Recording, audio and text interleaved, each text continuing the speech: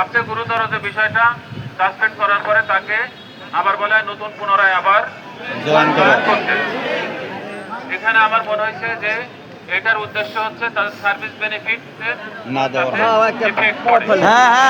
আমাদের কাছে খুব গুরুতর। আপনারা যে বিষয়টা নিয়ে আন্দোলন করতেছেন যে এই আর্নলিভের টাকা বৃদ্ধি নিয়ে, তার থেকে আমার এই বিষয়টা বেশি গুরুত্বপূর্ণ মনে হয়েছে, যদি এটা সত্যি হয়ে থাকে। আচ্ছা, আমরা শেষ করি।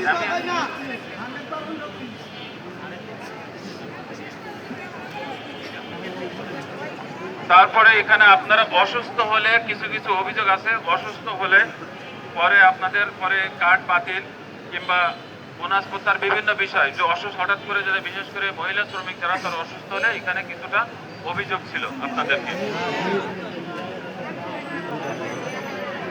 আর একটা অভিযোগ ছিল, সেটা হচ্ছে যে আপনাদের মেডিকেল ফ্যাসিলিটি, যেটা মেডিকেল ব্যবস্থা, এইটা হচ্ছে আপ টু দ্য মার্ক না, মানে আরো এটা বাড়ানোর জন্য এবং সার্বক্ষণিক মেডিকেল ডাক্তারের জন্য আপনাদের একটা দাবি ছিল ওখানে। এটা অভিযোগ না, একটা দাবি ছিল। এটা একরকম অভিযোগই, কারণ একটা ফ্যাক্টরিতে মেডিকেল ফ্যাসিলিটি সেটা কিন্তু শ্রম আইন অনুযায়ী তারা করতে বাধ্য। কিছু হইলি না পা, কিছু হইলি না পা।